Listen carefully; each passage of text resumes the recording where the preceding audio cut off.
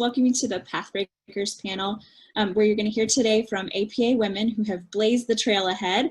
My name is Kayla Chen, and I, along with my co-chair Tina Dorr of the WLN for Gapaba, are pleased to present this panel with Gapaba. Today we're co-sponsored by NAPABA and AABANY and APABA-DC. And so on behalf of Tina and I, we just want to wish everyone a warm welcome. A little bit about the program today. This year at the WLN for Gapaba, our theme has been extracurricular development. This year we've focused on providing programming to help our fellow APA women get some of the development that they normally wouldn't get at work. We started with a workshop regarding self-advocacy, and then we had a bit of a pivot program where we talked about professional styling for your Zoom and how to kind of style your professional communications going forward. And then today we're pleased to have an exciting group of panelists to speak today about their careers and the paths that they've forged. I'm going to pass it along to Tina to give a few administrative announcements and introduce our panelists. Thank you, Kayla. As Kayla mentioned, my name is Tina Dorr, and I'm co-chair of the Women's Leadership Network of Gapaba.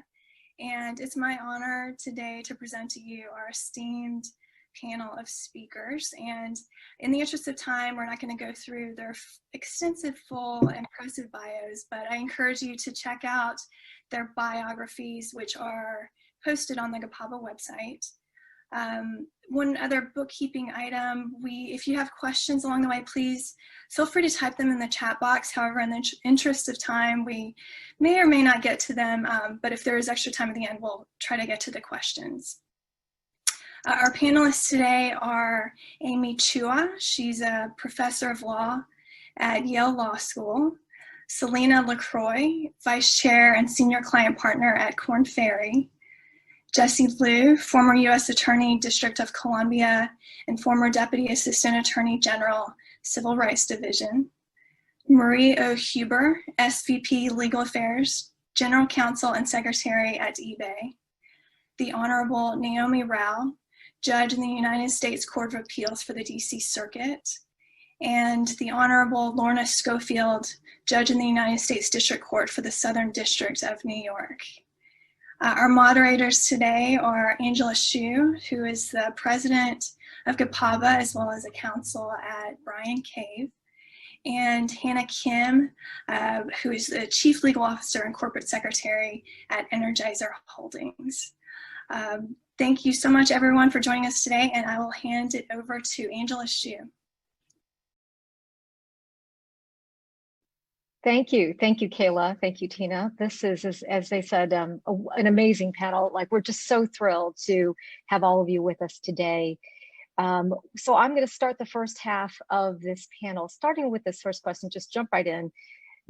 So we're all familiar with the idea of a bamboo ceiling, the glass ceiling, and all of you panelists are an exception to this. So if you could kind of tell us about your experience with that, and tell us why you think you're an exception to those, to the glass ceiling and the bamboo ceiling. Let me start with Selena. Oh, she's muted. Selena, you're muted. There you go. Thank you.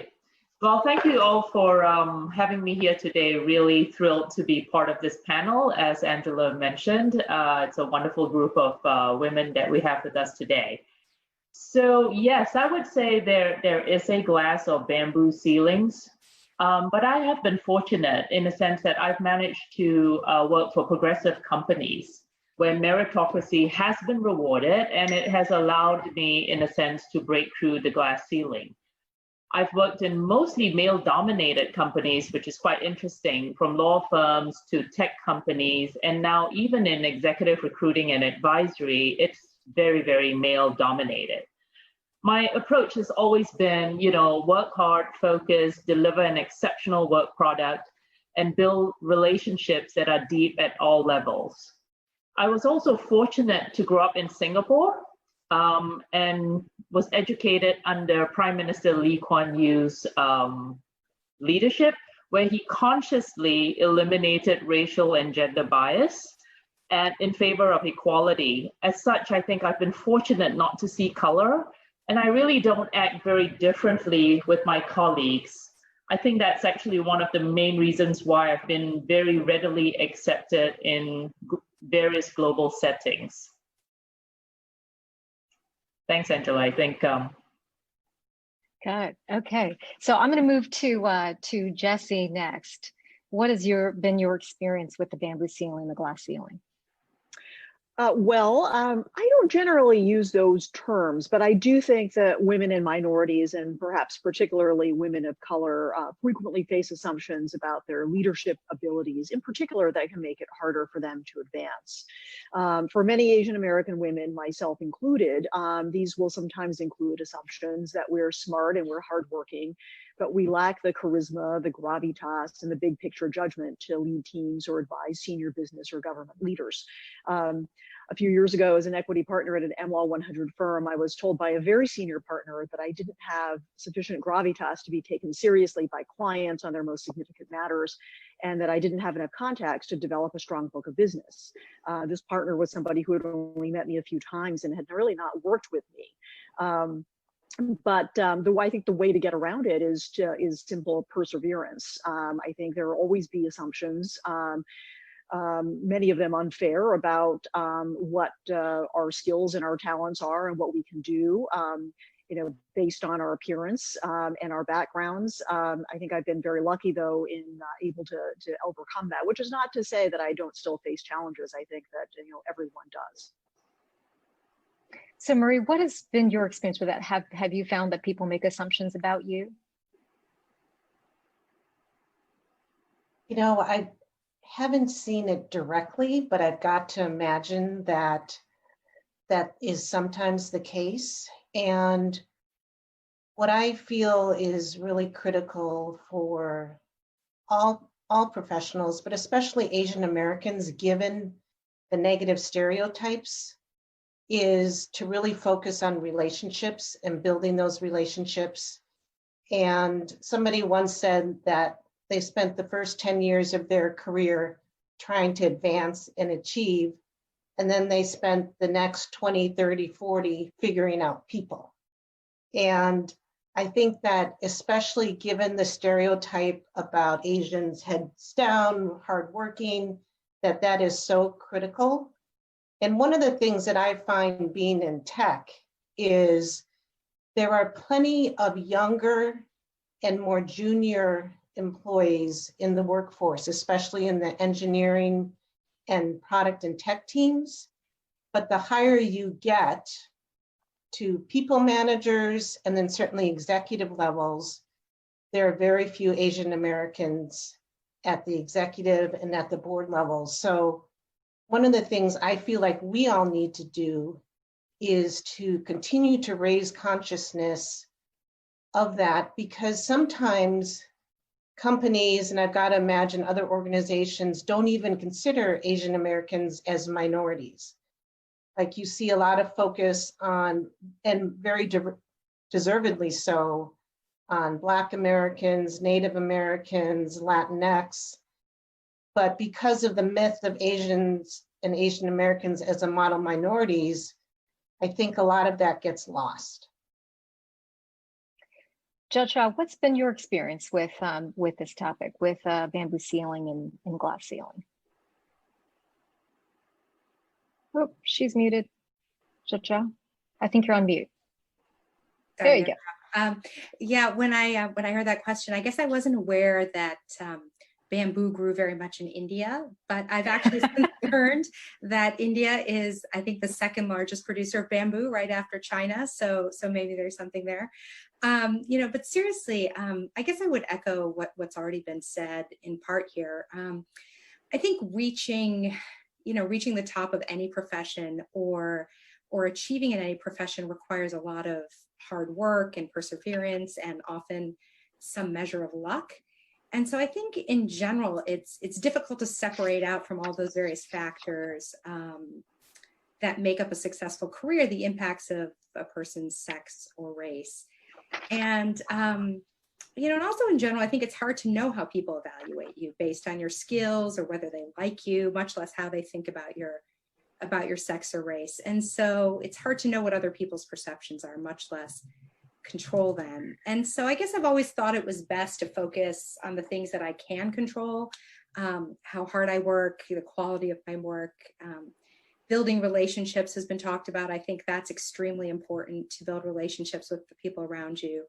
And, to treat my colleagues and the people I encounter with both respect and consideration. And I think, my parents always said, if you keep doing the right things, even if it's sometimes hard, or even if it seems to sometimes be unappreciated, just keep doing those things, and eventually, things will work out. And I guess I've always taken that advice to heart. Amy, let's make sure you're unmuted. So how would you reflect on this question then? Is it perseverance? Is it, how would you answer this? Well, first of all, it's great to be here with this illustrious group. And in my little subfield, which is the academy, I definitely think some version of a glass or bamboo ceiling applies. I think that the typical stereotypes of the combination of being a woman and Asian, the usual stereotypes of being, deferential and kind of keeping your head down, is particularly bad in the academy, because we're what's supposed to make for a successful law professor is that you're authoritative, so you can control the class, and you're challenging, so you can get the students to push back, and you can be provocative. And so I do feel that I've been lucky, like the other people here, but I've had to kind of think it through more than a lot of my my white male colleagues. So one of the questions was, what did I do to kind of deal with this problem? And echoing what other people have said, first, I think just crazy outworking other people. It's sad to say, I don't think it's a level playing field for every one of my lectures. And I'm not even proud of this. I wish I didn't have to do this, but for every one of my lectures, I put in 10 hours. I plan out everything. I read everything I assign. I pick out which students I'm going to call on, and I write it all out.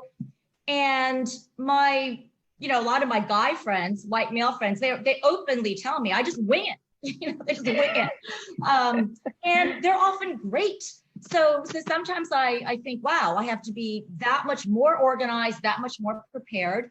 A second thing that I noticed is I have to be a little bit more structured and formal than a lot of my colleagues. So a quick story, when I started at Duke, it turns out that was where I first started teaching. A friend of mine named John Wiener, who was my moot court partner at law school, joined the faculty exactly the same time I did. He's brilliant. And I remember he said, Amy, I don't want to be elitist. I hate hierarchy. I'm going to wear a t-shirt to teach, and I'm not going to put up my diploma because that'll be so, elitist. And I'm going to bring my baby to class because we both had babies. And I was thinking, I shared his values, but I, as a short Asian woman, there was no way I could do that. I was going to not only put up my diploma, I wanted to blow it up and paste it all over the walls. And of course, I was going to not wear a t-shirt to school. I was going to wear a suit, 2 suits, and never could I bear, bring a baby to. So I have found that I've had to be a little bit more authoritative, more strict about the deadlines that my students have to follow in order almost to counter the stereotype. And the final thing I did is, I think it's kind of the opposite of the first two, which is a combination of learning to just be myself and thinking big. So my dad used to always say, he was an academic too, but a scientist. And he'd say, try to invent your own field, which is kind of a tall order. But he's like, if you invent your own field, there's less competition because you're the only one in it. And in a funny way, all my mentors would say, you're an Asian woman. Maybe you should write about human rights or civil rights or China. You're Chinese, write about China. And I just wasn't interested in those areas. So I and it took me a long time, but I carved out my own substantive area. I'm some combination of I'm very interested in law and culture and ethnicity and how those things interact. And similarly, not just substantively, but just in terms of style, I've really learned, it's just better to be yourself. If you try to act like other people or what other people expect you to act like, then you're just never going to be as good as they are. So I think it's taken me some years to kind of get comfortable in my own skin, but I definitely teach differently than my colleagues. I'm more personal. I'm more colloquial. I don't like using legalese. So I think those are my secret tricks. Yeah, I think that, and those resonate with me as well. I'm sure with others, like the idea of outworking everybody and having a real awareness of your image. So what about you, Judge Schofield? What do you think? Oop, you have to hear yourself on mute. There. Okay. All right. So what do I do? In some ways, I think I was much more, I don't know, crazy deliberative about this. And so I often thought of myself as being in another culture, the way you do when you travel, and thinking, what do I do here to convey who I am in a language that these people will understand? And what might I do that could be misunderstood? So if I'm trying to be collaborative, will that be interpreted as my being weak? And so where all this began was trying to be very conscious of what the stereotypes were. And, they're what everybody's talked about here, that you're not authoritative, that you don't have gravitas, that you're timid, that you're not confident, all those things. And so sort of beginning with that as a thought, I consciously tried to be aware of never conveying those things, and even accidentally. And I think what often happens, particularly with women, is you convey something that is just misinterpreted because of sometimes cultural differences between men and women. And so that on the one hand was one strategy, and then the other was sort of diametrically opposed, and that was that I assumed I was going to stick out anyway. So, I could wear a black suit to work every day and try to look like everybody else, male and female, but that was not going to happen. People were going to notice that I was different. So, as a young partner going to court, I would wear a red suit. And, people would look at me, and my law clerks still, some of them just come in with black on every day. And I say, gosh, put some color on. And they say, oh no, it's not professional. And, my own view is, people are going to notice you're different. So you might as well do something with that and, show the confidence and sort of embrace the fact that you're different. And I guess I would also just say a word. One of the questions we were asked is, which is a bigger impediment, being a woman or being Asian? And I think for me, it was definitely being a woman. A lot of people didn't realize I was Asian. In fact, when I became a partner, I said to one of my new partners, oh, this is wonderful. We have another minority partner. And he said, oh, that's great. Who's that?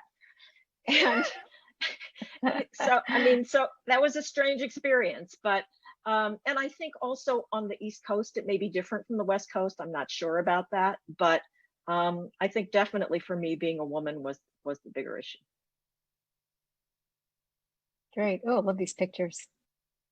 So the next question that I had was about career aspirations, and I'm going to flip it over to Jessie to answer this one. Did you have an idea of where you were headed kind of early on? Was it sort of like planned, or were there sort of happy accidents on the way?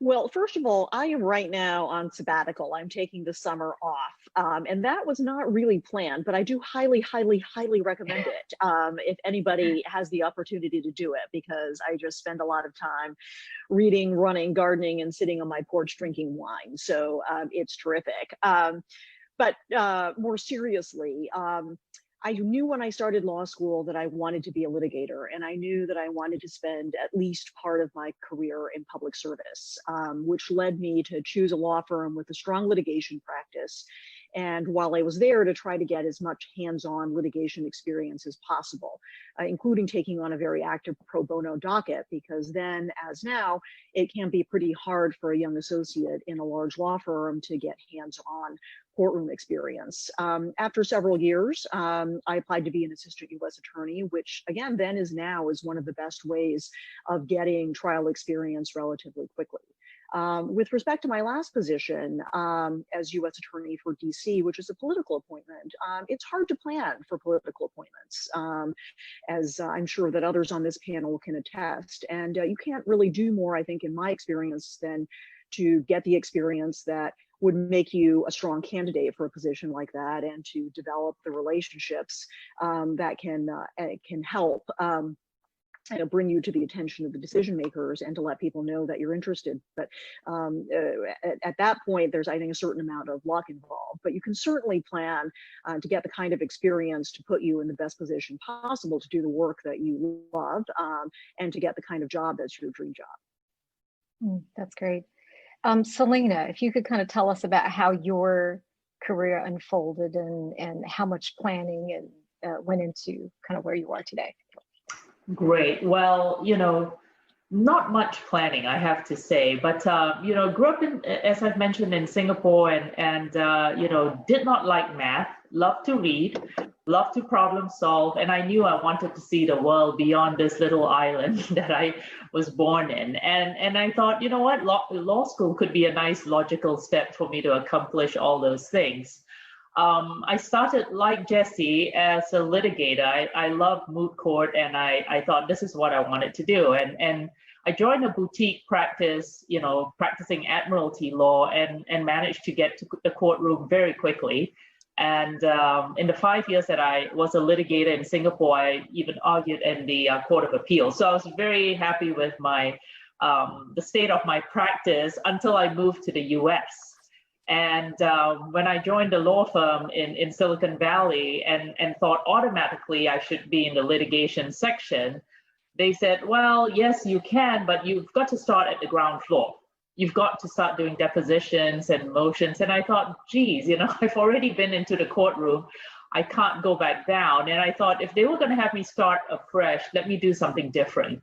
And that was the first wave. I'm sure Marie would remember. It was the mid-90s, big tech boom then. And I shifted my practice to an M&A focused practice in the Silicon Valley law firm. And from that point on, I've been very fortunate to then get recruited in-house to Texas Instruments, spent many years there in Honeywell, and worked my way up, sort of your corporate ladder, I would say. And as both Amy and Marie pointed out, work harder than most people. And I would say in 12 years from landing on the shores of America, I was, reporting to the general counsel at Honeywell. I was the general counsel of all Asia Pacific at that time and lived in Shanghai. So had a great 12-year run. And it was interesting at that time. I was approached by Egon Zehnder, who was a big recruiting firm, and for another position. But long story short, after having a chat with me, they decided, hey, why don't you join us instead? And I thought, oh, this is crazy. Over my dead body, am I going to be an HR person? So, but what was interesting was the more I learned about the firm and what the focus was, I felt like one of the things that I really felt was lacking in us as lawyers, as you kept going up the ladder, was leadership. And I think being a good and strong leader is so important as you head up as you get, more and more senior. And I thought if there was anything I could learn from Egon Zehnder, which worked with Fortune 500 leaders to make them better leaders and development in their skill set, I thought that could be a great benefit. And if it failed, I could leave and get back to the practice of law, So 12 years later, clearly I've loved the position. I left Egon Zehnder in December, but as leader of the global technology practice and the global leader of the legal practice. So I've kept both those, I would say, verticals very strong in the way I've practiced in talent acquisition. And so, again, not really planned, but once I was in it, I was in it, I sort of doubled down on it. And to echo a little bit of some of what the other panelists said, I think one of the key things about, being successful in your different roles as well is to always maintain your authenticity. I think you have to be an authentic person, and people have to feel that. They have to be able to feel that they are connecting with you. And I work in the people business, and they can sense it. And you have to be that person for them and that person that they can trust. So just, I think, good sort of principles that I've kept through my, journey. That's great. I'm going to direct this at Amy now. I've heard you speak a little bit about your path to being law professor, and I found it really inspiring. So take it away, Amy. Yeah, so unlike Jessie and Selena, I was more lost, actually. I come from a family of scientists, and my parents always wanted me to go to med school, get a PhD. So I only went to law school because I didn't want to go to medical school. And my mother wept. This is a long time ago, but she didn't know anything about law. And I kind of, because my father was an academic, always wanted to be a professor. But after clerking on the DC circuit, the same judge that Judge Rao was on, my judge, she asked me, what do you want to be? And I said, I want to be an academic, a legal academic. And she was so honest. I mean, she said, oh my God, you can't possibly be a law professor. What could you teach? You don't know anything. You got to go out there and learn something, whether it's in practice or whatever, government. So I joined a law firm, Cleary Gottlieb, and I did not know whether I want to do litigation or corporate. I really had imposter syndrome, big time. I just working hard, you can always do pretty well, but I could see that other people were more naturally talented. And I was lost. I actually thought about applying to graduate school in economics. I tried to write a novel, which failed because it lacked a plot. And I got super, super lucky. So what happened was I went into corporate, and I was working in the late 80s on the privatization of Telmex, which is Mexico's national telephone company. We were doing an IPO. And as the lowest person on the totem pole, I was assigned to write the history of Mexico, history of Mexico's economy. So I like that. I like history. So I spent all this time and I wrote this big thing. And what I noticed was that in the history of Mexico, the economy would oscillate back and forth between very pro-free market, pro-foreign investment, open periods, and then it would swing to the other side to these very nationalistic, nationalizing, anti-foreign investor periods. And then it would swing back and forth. So I wrote this whole thing up and I showed it to the partner, who's still a friend of mine. And I'll never forget, he looks at this thing I've written and he's like, oh my God, this is horrible. It's like, this is so negative. All this stuff about confiscation of foreign assets. Nobody will buy Telmex stock if you run it like this. It has to be accurate. Also, this is not a dissertation. Why is it 70 pages too long? So he's like, redo it, make it more positive. So I did it. But then I had this document that I really kind of was interested in. So I turned that into my first academic article. I called it The Privatization Nationalization Cycle in Developing Countries. And I didn't really know what I was doing. I just had observed this little pattern. But it turns out that this is in the late 80s where the Soviet Union had just collapsed. And most of you are too young to know this, but at the time it was viewed as the end of history. It's like capitalism and democracy are the answer to everything. Markets are going to solve all these problems. So I actually took a contrarian position in my article. I said, I'm all in favor of free markets and democracy, but if you look at the history of the developing world, it looks like there's a long pattern of backlash against markets. So that's kind of how I got my start. I remember I had noticed when I was down in Mexico that all of the government officials and the business people we were working with were all very tall and light-skinned, whereas all the people doing the menial labor were all more indigenous featured and darker skinned. And I eventually, with that observation, so the subtitle to this first article was, it was called the Privatization Nationalization Cycle, the link between markets and ethnicity. And eventually I added democracy to that. And that kind of became my whole area. It's very idiosyncratic. I feel very lucky. I do kind of weird stuff for a legal academic. You know, it's more like foreign policy and political science. But that's my story. It's very serendipitous, really through a series of failures and rejections that I ended up where I am. So all of you, I'm sure, have some stories about, people giving you an assist in your life. It's a mentor, a sponsor, someone in your life that's been significant. If you could speak to that, I'm going to start with Judge Schofield. If you could speak to your mentors and your sponsors and the people that were key players in your career.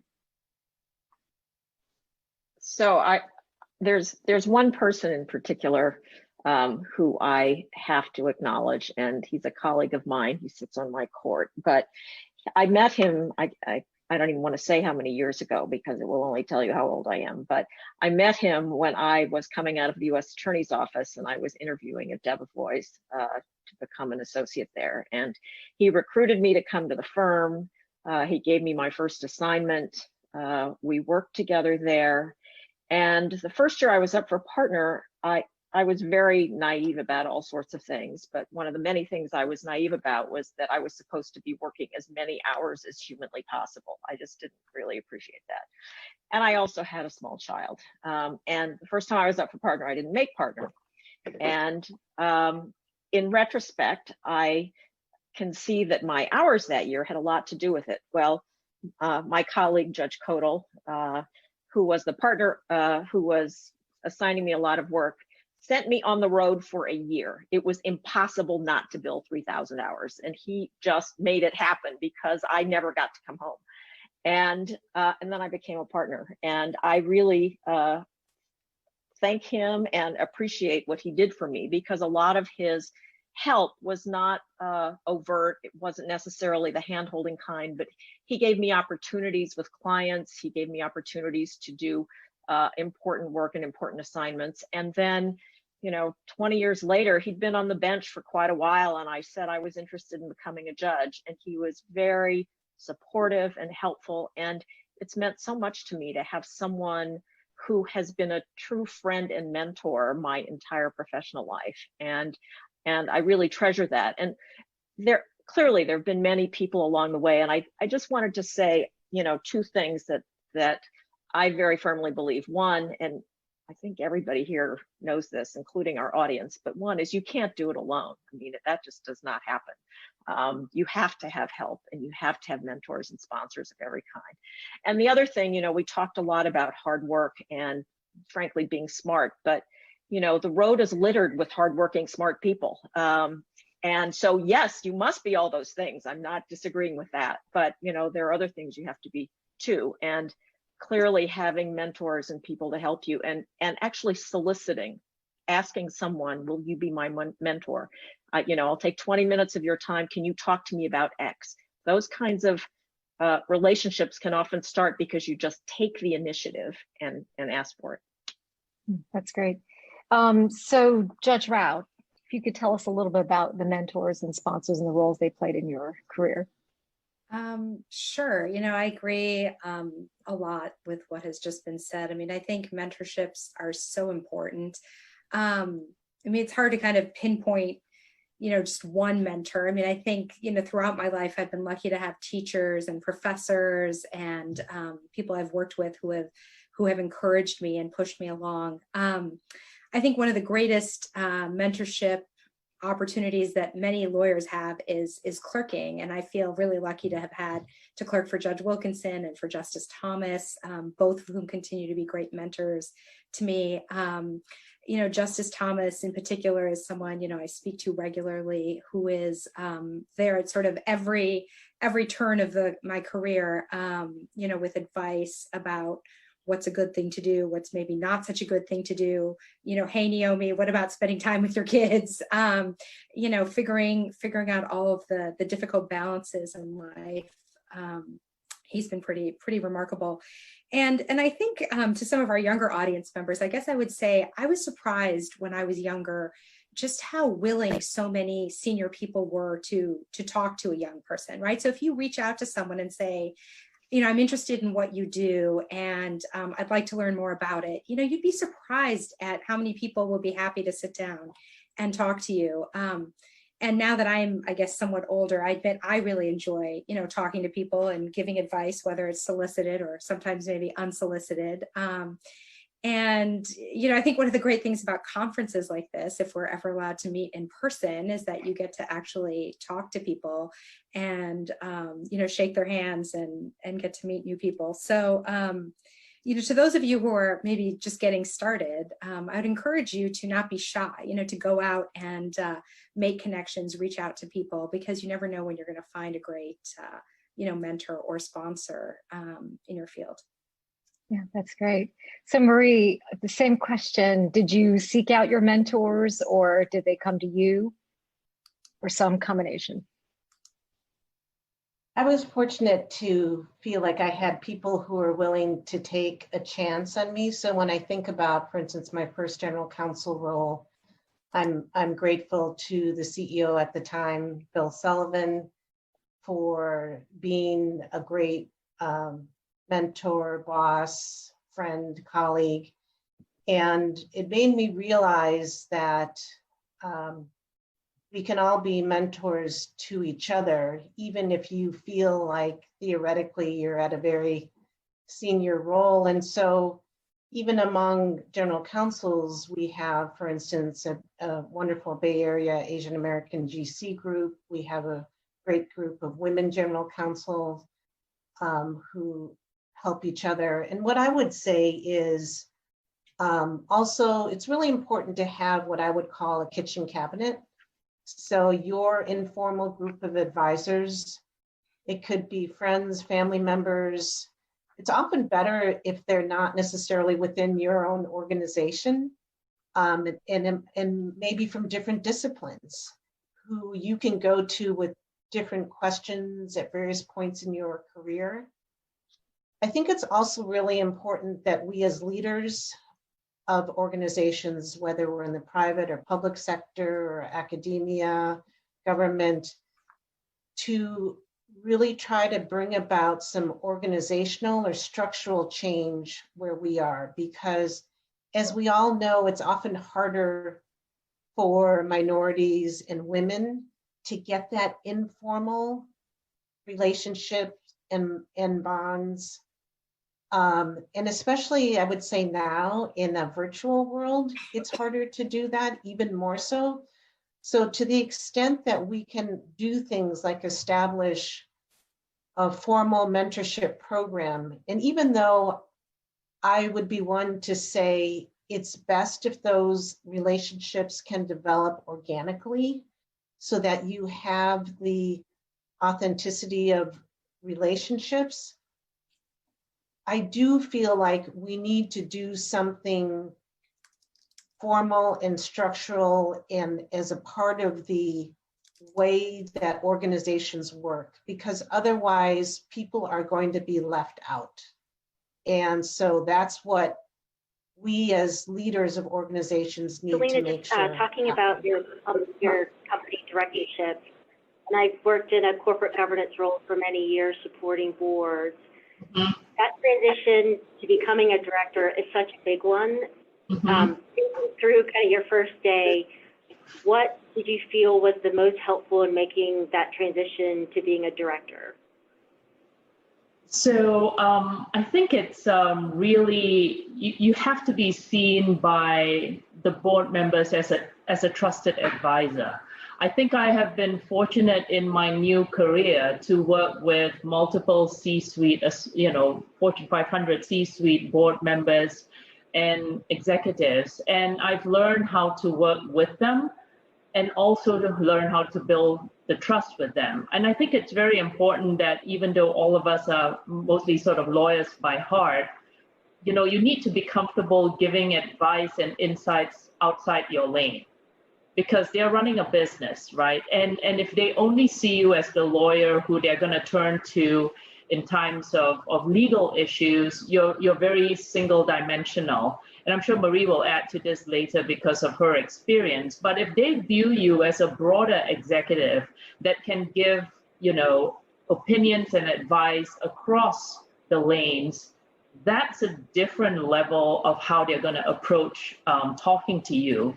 And I think when you reach that level, when they come to you and they trust your judgment, your insights, your knowledge beyond your sort of specific lane, you know that you can operate with them at that level. You know, so it's difficult to get there, but it's a buildup. And it's also getting out of your comfort zone and being able to put yourself out there a little bit more, and again, taking some risks.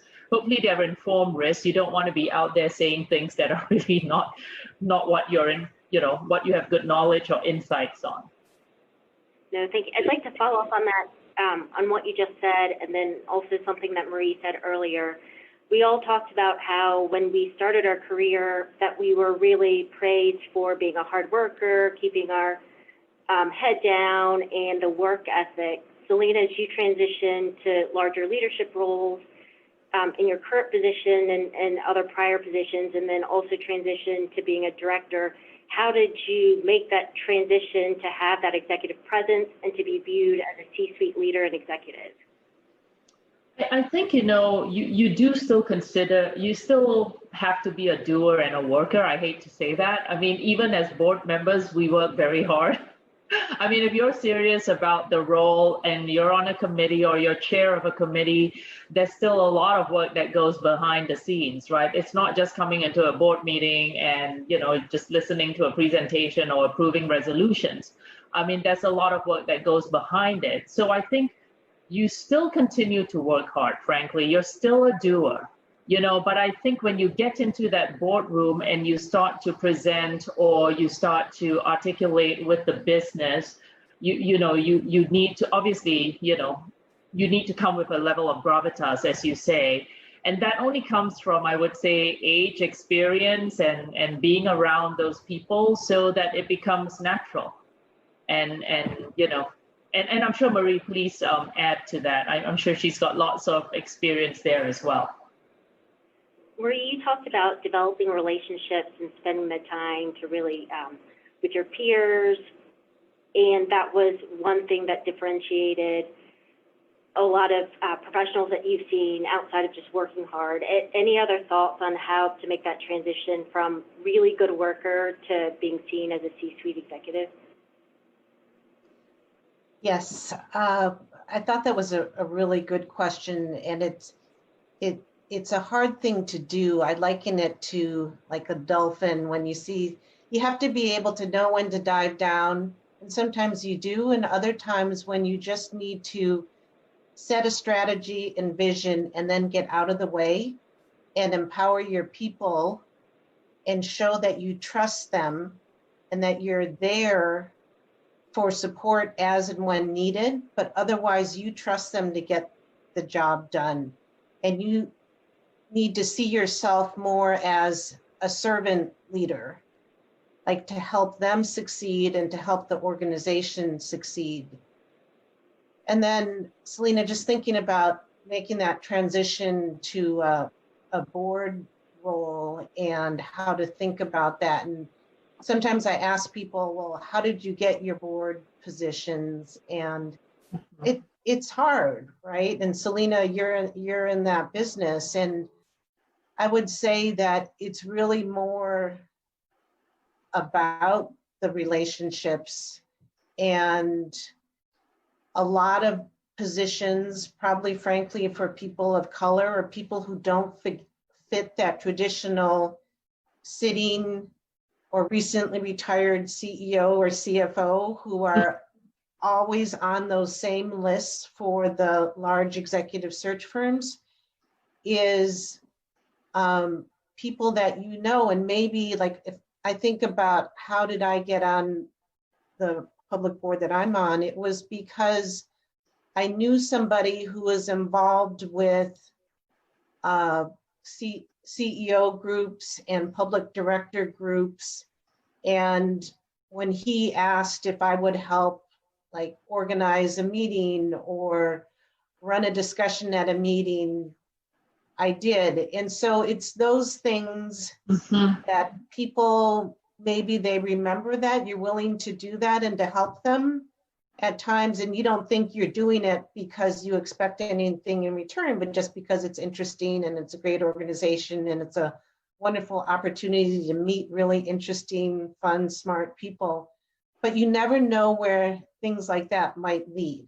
That's right. And so that's why, even though it's hard, you're all so busy with family and work and other interests and obligations that picking and choosing ones to be involved with or things to say yes to can be helpful. And it might be years down the road. And it's also up to us too, I feel like, to pay that forward as well. No, that's right. And just to add a point to Marie's, point that it really is, part of the networks, right, that get you into the boardroom. I know a lot of you are probably curious about it. Obviously, I do boardroom recruiting, and that's one way of doing it. But I think, making sure, as Marie said, whenever you volunteer for something or you are doing any piece of work, honestly, with anyone, make sure you're showing up with your best self. Okay, don't give a half measure because you never know when it's going to come back. If I tell you how, so this Japanese semiconductor company that I talked about, I worked on their CEO search 7 years ago, and they remembered. They remembered what I did, how I interacted with them, and they came back to me 7 years later. So, I mean, that was, obviously a bit of a surprise. You didn't think they would, but people remember. I think people remember what you've done, and when there's something that they feel like, oh, wow, Angela did a great job for me in this thing, and I think she would be perfect on the board. And then you get that call, and that oftentimes is that first board that you get. The subsequent boards, you might, as a sitting board member already, you might be now an experienced board member, you're more exposed, and other boards might be prepared to take a chance, less of a chance on you because now you have experience. Okay. Thank you. Judge Rao and Jessie both talked about how your nanny was so part of your personal success in just making the transition. The last question that we really wanted to talk about was what made your transition easier. This question is for Judge Rao, Judge Schofield, and Amy. So Amy, as you transitioned to academia, was there any magic bullet that helped you? Oh, you're on mute, Amy. Yeah, I was going to answer it a little differently. It was such an interesting question. I actually think the most significant professional transition I made was when I was already an academic and I made the decision to start writing popular books. It was actually a bigger deal than you'd expect. First of all, it's really hard because if you're used to writing academic articles, I learned that you could kind of hide behind it. So my first Yale Law Journal article was about markets and democracy and globalization, but I built a model and it had 5 conditions and 3 outcomes. So when I decided to turn this into a book that became something called World on Fire, I remember my editor at Doubleday said, so I read all this stuff. Are you in favor of globalization or not? And I was like, I have a model that has like 5 conditions. And if you satisfy those, there are 3. And he's like, wait, can't you answer this question? So in a way, writing popular books, more accessible books, also forces you to have to really think about what you are saying. And secondly, it was hard for me because there was a lot of judgment at the time. This is in 2002 when I was writing this, and the academy was totally different. Everybody viewed this as a sellout, like you should just be writing these academic articles. Back then, nobody wrote op-eds, the professors. So I was actually the first person on the Yale faculty to write a popular book that was based on my academic work. And it was back to Selena's authenticity thing. I just thought, you know what? I write about law and development and democracy, and I want to be relevant. My work is nothing if like it's only for the ivory tower and nobody gets to read it and no one can understand it. So I kind of took that leap, and I would say that was the most significant change in my professional career. Just kind of made me a different person. I was out there on a limb for a while. What made it easier?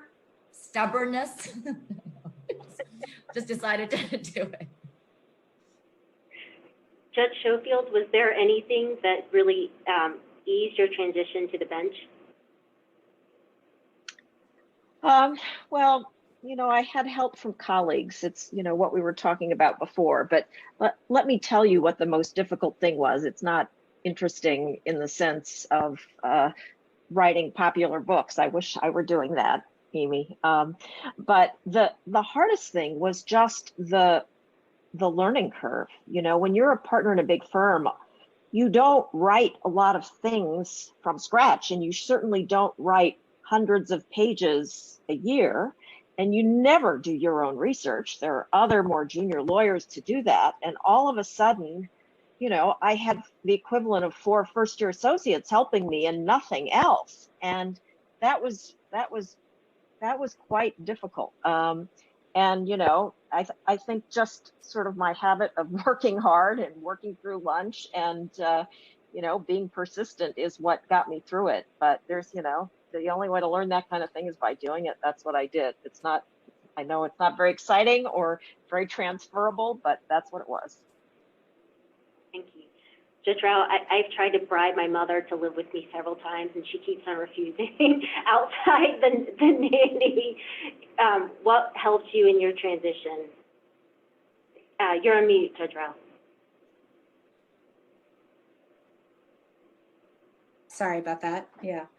No, it's true. If you could get your mom to come babysit, that's, I think for me, one of the hardest transitions that I made professionally was when I went from the White House into academia, because at the time, I'd always been interested in becoming a law professor, but I really loved working in the White House. It was very exciting. It was a really interesting time to be there. And but then this opportunity came along to become a tenure track professor at George Mason. And I decided to take it for a number of reasons. But at the time, I'll be honest, I wasn't sure if I was kind of leaning back instead of leaning into my career.